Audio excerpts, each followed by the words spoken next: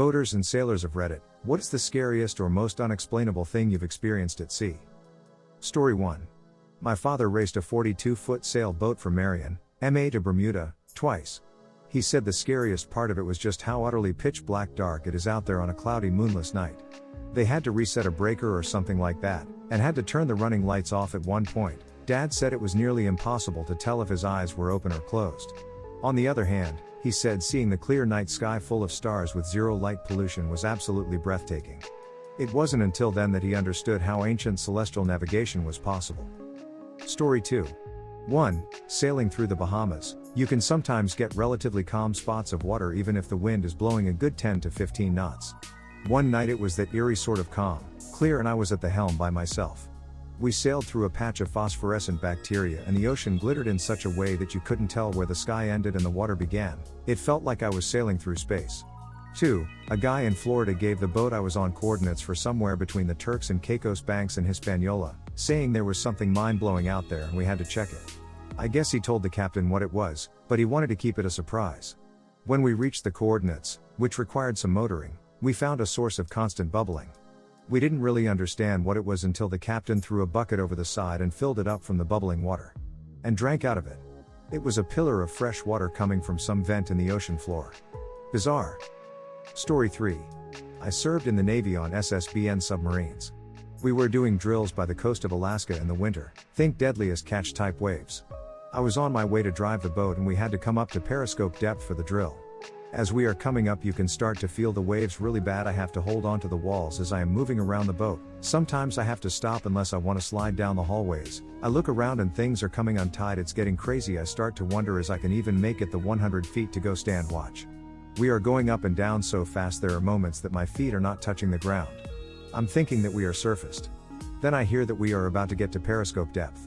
In a sea state 9+ with hurricane force winds. I hurry to go relieve the watch and buckle and then things start getting really scary. We get to depth as best we could. Everyone is trying their best to keep the ship level. The ship is rolling like crazy. The only thing keeping me in my seat is the seat belt. On the intercom 3 people are injured from things coming unbolted. It's so bad out the periscope is useless because we keep going from 100 feet underwater to 50 feet in the air and the air is filled with sea foam. Then the wave I will tell my grandkids about someday happened. The submarine goes almost vertical. You can hear screams of men worried if they will get to see their wife again, and wondering if they will get to see tomorrow. Then we hit the peak of the wave. The depth gauge isn't working because it's out of the water. The boat comes down fast. The submarine hits the water and everything goes black for a second. I being thinking this is how I die. The lights turn on and we are told to get as deep as possible. Then everything returns as normal. That is the story of how I took a billion-dollar ship flying. Story 4. I delivered a sailboat from Clearwater, Florida to the Big Bend area of Florida. Going straight across puts me about 75 miles offshore at the farthest. It turned out to be flat calm, no breeze at all, so we motored the whole way. Just about at the farthest point offshore, 60 to 75 miles at least, I saw a black dot on the horizon. As we got closer it turned out to be a 12-foot aluminum John boat with about a 6-horsepower outboard motor and 3 guys in it. At least 60+ miles from shore. I wouldn't trust a boat like that more than about how far I could swim from shore. I went right past them, stopped and asked if they were okay.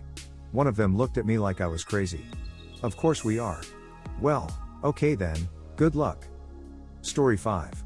I was in my 15-foot boat about 2 miles out in Donegal Bay fishing over a sandbank. Looking back to shore about 300 meters off my stern between me and the shore, a parasub came out of the water and went back down in about a minute and a half. We Irish don't have any subs in our Navy, so I have no idea who the hell that was. Story 6. Strange looking blunt-faced dolphins coming up to the boat to just stare at us. These particular dolphins looked like they were from another planet, but after some research they were, in fact, of this planet lol. Story 7. My father and I were sailing from Key West to Tampa, takes about a week. Like midnight we saw running lights ahead of us, green and red. Was too dark and hazy to see anything besides the lights. Followed them for 3 hours or so before we heard a really loud noise, kinda like when an old wood door opens but really deep, then the lights were gone. Haze cleared up about an hour later, and we could see ocean in every direction during the sunrise. Nothing there. On a lighter note, that same trip at around 4 a.m. a few days later my dad was at the helm and I was napping on the deck, and I heard him yell out in a panic. Turns out he was nodding off and a flying fish hit him right in the face. It was still flopping around on deck, haha. Story 8. I was sailing from Chicago to South Haven, Michigan at night. We were hit but such a bad storm halfway it blew all the swallows 45 miles out to sea. Because they could see our masthead at nighttime, they all tried to land on it. So every time lightning struck, like every half second for 6 hours, all you could see was the deck covered in dead birds. Gave my friend a solo cup and told him to start scooping. Very weird stuff. Story 9. I circumnavigated the globe from the ages of 23 to 25 on a 43-foot sailboat. One of the freakiest incidents we had on board was when we were leaving Singapore in the middle of the night. Aside from the constant game of Frogger dodging freighters, our path was fairly straightforward. At about 3 a.m., I was alone at the helm, with everybody else asleep down below.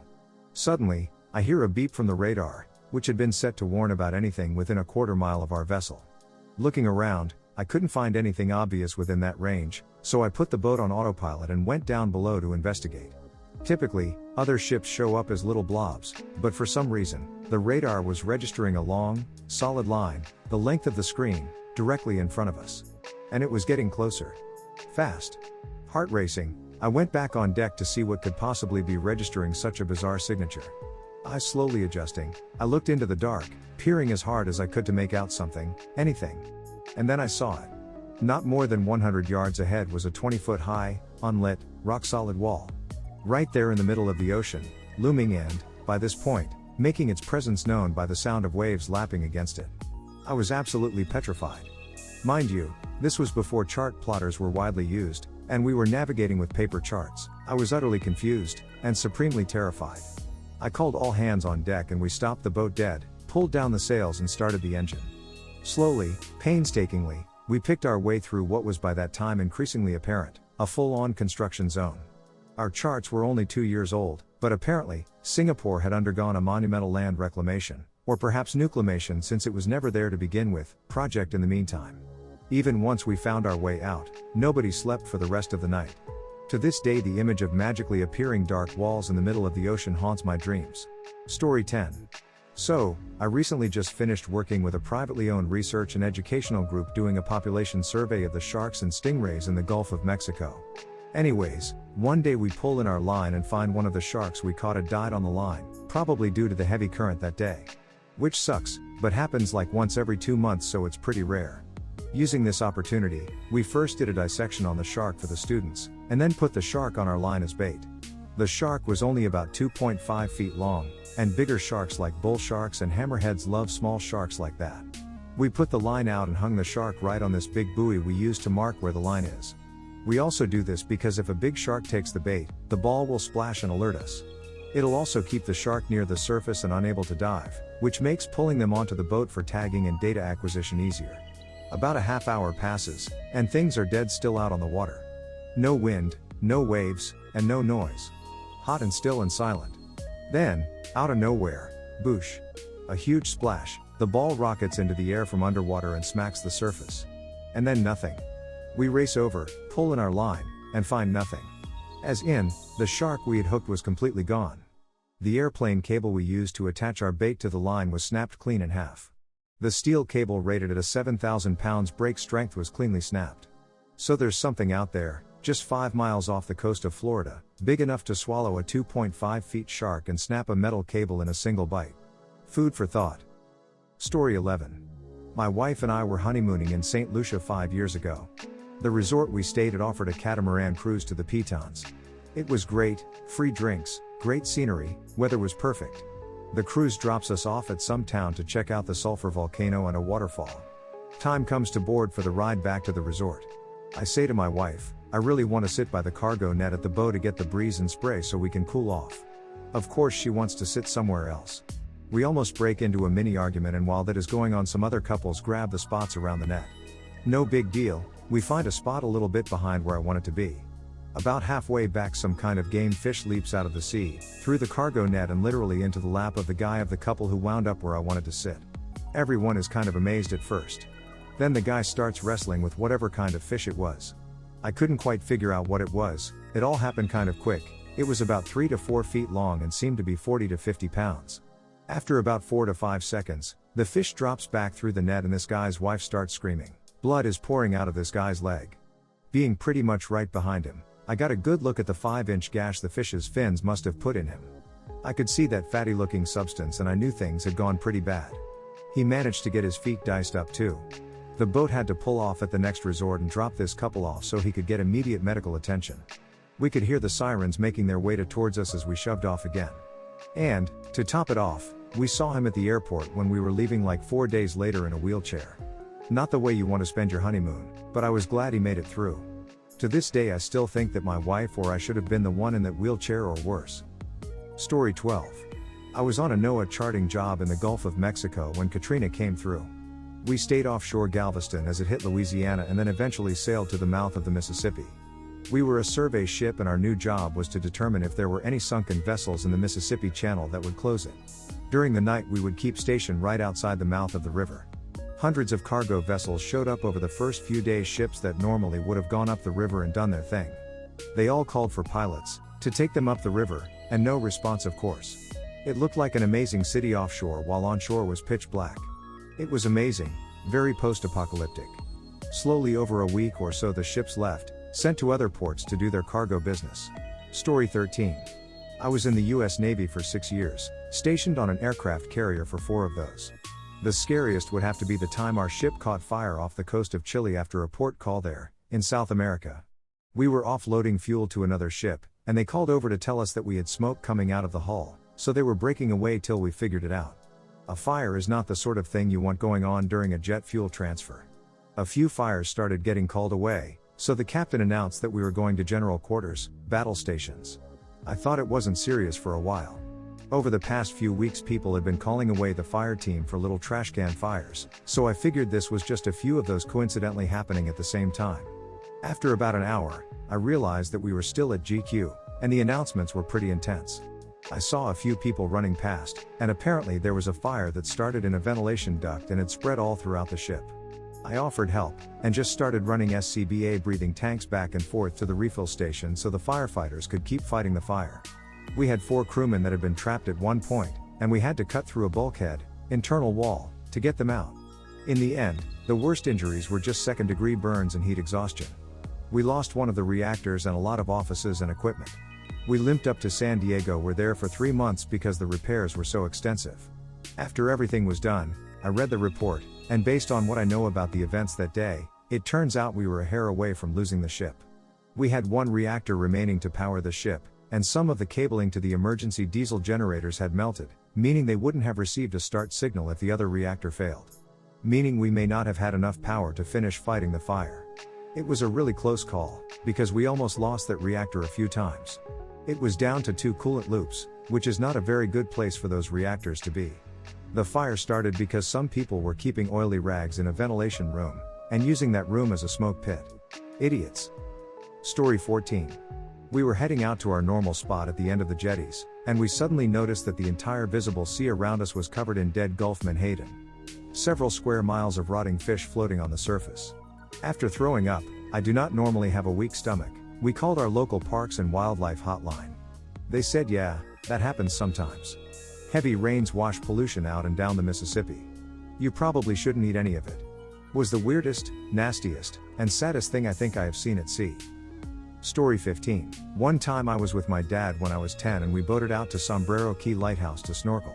Sombrero Lighthouse is 5.5 miles offshore and the water is pretty deep at some points. It was a very choppy day and so on the way I immediately knew it was a bad idea.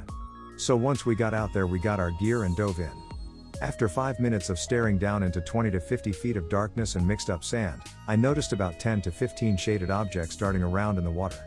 Not thinking about it, we ignored it for a while. We didn't realize we were surrounded by sharks until we saw a grouper getting eaten right below us. Fear and panic swooped over me as I turned into Michael Phelps and tried to bolt the hell out of there. After what seemed like forever I noticed that my dad was already on the boat and that I was even further away. It turns out that I am no Michael Phelps, and the waves were now around 10 feet high and they took me further back every minute. It took me 20 minutes to swim back to the boat while swallowing water and crying. Once I got on the boat I threw up multiple times and we went home. I'm still thankful that the sharks didn't bite us or we didn't drown. That trip sucked. Story 16. Coast Guard here, I've sailed the Caribbean, Atlantic, and Pacific. Coolest things I have seen have been an oarfish, sunfish, dead whale that started a shark feeding frenzy, several waterspouts, a leatherback turtle the size of a Volkswagen, blue whale, gray whale migration, the Milky Way through night vision goggles, more drugs than you can imagine and many other things. Strangest would be a UFO, I shit you not. I was on mid-watch 00 to 04 or midnight to 4 am. I was the lookout and noticed this light in the distance. We weren't by land and the radar didn't show anything. I watched this light gain and lose altitude and go back and forth for over an hour. I was pretty transfixed by this thing. I wish it could have gotten closer. Scariest would be 60 feet waves. We were off the Oregon coast when a big ass storm came down from the Gulf of Alaska.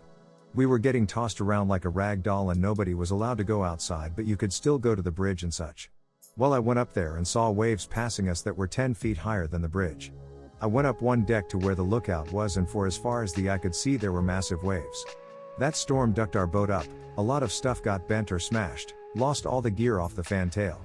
It was crazy, made me feel very small. Story 17. Right whales suck because they're so dumb and will run into your ship. If you see one, you basically stop spinning your props so you don't chop them up. A fully formed waterspout at night, it was about 1,500 yards off our starboard quarter and closing. We got shot at by drug smugglers. I saw a guy try and light himself on fire. Story 18. Becalmed in middle of night while racing Santa Barbara to King Harbor, staring into black calm water when an explosion of phosphorescence appeared deep below us and grew to a large, 50 feet diameter. I've seen lots of phosphorescence, including dolphin light tubes earlier that same race, but nothing like that light bomb. Probably not too mysterious, but super cool, and a bit spooky, to experience. Story 19. Diving Palankar Gardens in Cozumel in about 70 feet of water. A lovely drift dive and then a 3-foot, give or take an inch, grouper swam into my field of vision. Something seemed off with its movement and then I noticed an 8-inch jagged bite out of its dorsal region. It kept swimming awkwardly with a faint trail of chum following. There were no other apex predators around, but for the rest of the dive I was on edge. I would have been fine spotting a white tip reef or even a tiger shark. Not knowing though. Story 20. I was sitting wheel watch on a private yacht headed south along the west coast of Central America. It was about 4:30 am. I picked up another vessel on one of the radars. It was about 10 miles out to the southwest headed east. I watched the blip race across the screen at an incredible speed and thought that it must be a warship to be going so fast. I took the binoculars and stepped out onto the wing station and started glassing the horizon. I saw the silhouette of a small cabin-class twin-engine airplane, about the size of a Cessna 430, flying about 100 above the water, with no running lights on. I'm thinking drugs. Story 21. U.S. Navy Merchant Marine here, going through the Straits of Hormuz a couple years ago, had 3 Iranian Corvette patrol boats harassing us during our transit. Crossing our bow 50 yards ahead of us, pointing their 3-inch deck guns at us and just doing close maneuvering towards us. Basically playing chicken on the water. We were with the USS Enterprise battle group at the time. They scrambled 2 jets to do a low flyby. And what do you know? They hightailed it off into the horizon. Story 22. Enlisted sailor in the US Navy here. We were in the middle of the Pacific in transit from Yokosuka to Guam, and I was on aft lookout at around 3 am. It was pitch black, calm and quiet. We were going about 18 knots, when this green light shoots up out of the water, about 80 yards from the ship. It went up about 20 to 30 feet in the air pretty quickly, about 2 seconds, paused, and then vanished. I immediately called it into the bridge and combat central, and they said they caught it on the camera and had no idea what it was. Our sonar dome happened to be non-operational at the time, so most of the crew chalked it up to a submarine shooting a flare, but I don't buy that. I know what flares look like, and this thing wasn't burning or emanating from a source, it was just light. Thick, neon green, smooth steady light. Story 23. Prior to joining the US Navy, my grandfather took me aside and told me several stories of his time spent in the Navy during World War II. It was his way of ensuring I knew what I was getting into. My grandfather was a weapons technician too, WT2, aboard the destroyer USS Maury DD-401 from 1942 to 1945 and manned a 5-inch, 38 caliber cannon. He survived Pearl Harbor, Battle over Tarawa, Battle of Midway and the invasion of Luzon to name a few. With only a small shrapnel wound to his leg in all that time. I'd like to share of those stories of his though, as it just blows my mind to this day. Date, August 21, 1943. Location, WSW of Nendo Island, Solomons. Ship, USS Maury DD-401 destroyer. The Mori was escorting an HMAS Australian vessel to Espiritu Santo as Japanese forces were still active in the area and Allied forces were actively attempting to keep Guadalcanal and the Solomons secure after previous weeks of battle with the Japanese forces. The night was clear, with every star in the sky. The wind was so low that you could hear gulls fishing off in the distance and the wakes splashing against the hulls of the ships. The air felt like Hawaii in spring and all you wanted to do was bask in the moonglow. Suddenly, voice radio communications from nearby Allied island bases started chirping away with information about visual confirmation of enemy subs in the area to the north. Soon after, all on deck order was given and everyone was forced stand ready. A team was assigned light patrol and they began panning around, looking for subs. Not more than 2 hours goes by with no visual contact made, they are finally given order to stand down and return to shut-eye duty. Before daybreak, contacts from Nendo Island start coming on voice comms warning that potentials are flying around in the area just 5 miles south of Mori's escort position. Already worried that they may have been targeted by Japanese subs from their bow, they now have to contend with potential aerial assault and everyone is called to stand ready once more. Engines are killed, emergency lights activated and orders given to kill all lights. My grandfather, manning his light, is immediately ordered to put that candle out. And pushes the searchlight straight down into the water, turning it off. When they finally stop moving, the crew can hear the low tone humming of several planes passing parallel to their position. Everyone holds their breath and pretends to pretty much not exist, hoping the enemy doesn't make visual contact with the ships. So for a good long 45 minutes, everyone just sits there. Until they can no longer make audible contact with their enemy forces they hoped would pass. Finally, after almost 2 hours of nothing, they are given the go-ahead to start the engines and return to the passage. My grandfather flicks his cigarette port side and clicks on his searchlight, still pointing into the water. What he says he saw next aged him and the 2 others with him a good 10 years. Below, where the searchlight sat focused in the water, lay an eyeball the size of a basketball. Sitting there, staring straight back at him from about 10 feet underwater. The next 3 seconds lasted minutes in his mind as he watched this silvery disk of an eye look straight through him. Finally, the first of the engines started in what seemed like forever and the beast that it was broke surface for a brief moment in order to dive deep. Even before people acknowledged giant squid existed, before they were ever caught on camera, my grandfather believed because he had seen one within 20 feet of his face. In my 8 years of service, I had heard many stories of such things and even owned a few teeth pulled from the rubber liner of a ship, but never had any such experiences myself. Adding that experience in lieu of the drama of war and you can get a sense for the true terror it would invoke. My grandfather, now 93, is still alive and kicking. Even though dementia is heavy and he seems to live in the past, it's still good to know that there are still some heroes in this world. Thanks to all that served and thanks for reading. Story 24. Sailing a regatta at Lake Lanier in Georgia when I was about 19. Sky turns black, air pressure drops. I'd been through this once before. Tornado. We were racing at the southern end of the lake and apparently it had just touched down at the northern end, about 11 miles away. Chase boats came out and we flew into the beach, left everything rigged and booked it into the basement. About a minute later, whoosh, it was there. Story 25. I was a commercial fisherman, and we have this thing that I called a roller that rolls the fishing net up after it's on the boat. I was wearing gloves to pick the salmon out of the net as it's getting rolled up, and my glove got stuck. I got dragged through and my arm went through and was crushed. I heard it snap 3 or 4 times, and then someone at the controls stopped the roller. I pull my arm out and it's hanging off me going in several different directions. It sucked, but I'm glad I have my arm still. I have 3 plates and a bunch of scars. I have no feeling in some of my fingers and part of my forearm. I will never go back to commercial fishing ever again. Story 26. Was Coast Guard for 6 years. 2 quick stories. When we dumped poop overboard, through a grinder, piping system, dolphins used to jump in and out of it face first till it was done.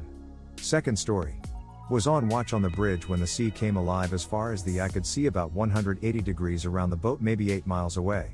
Was visible to the naked eye and ducking horrifying through binos. I was the only one on the bridge, the other guy was doing a round inside the cutter, and flipped my shit. Like serious panic attack.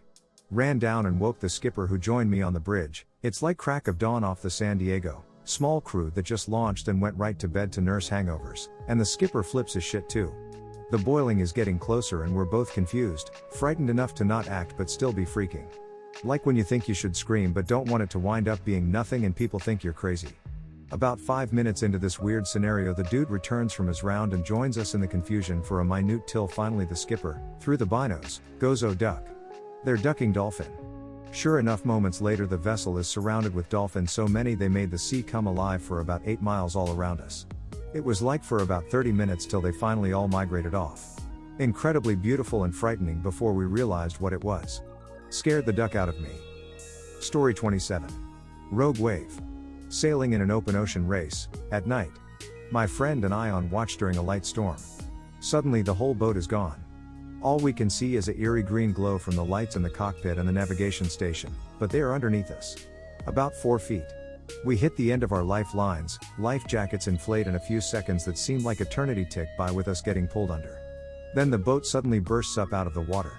Several more seconds go by that seem like frantic minutes or hours. As the boat drains, I am climbing over the lifelines and look to my friend who is now on the other side of the boat. We were sitting right beside each other, now tangled in the aft corner of the lifelines. We get everything under control. About the time the watch below realizes that there's a few thousand gallons of water sloshing around with them. Someone opened a hatch to get some air and the inside of the boat flooded when we went under.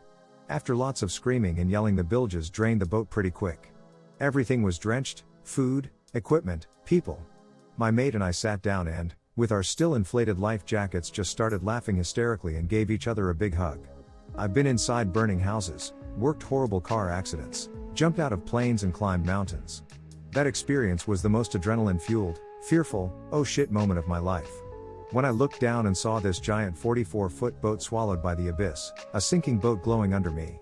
Knowing I was tied to it. I thought, this is it, this is how you die.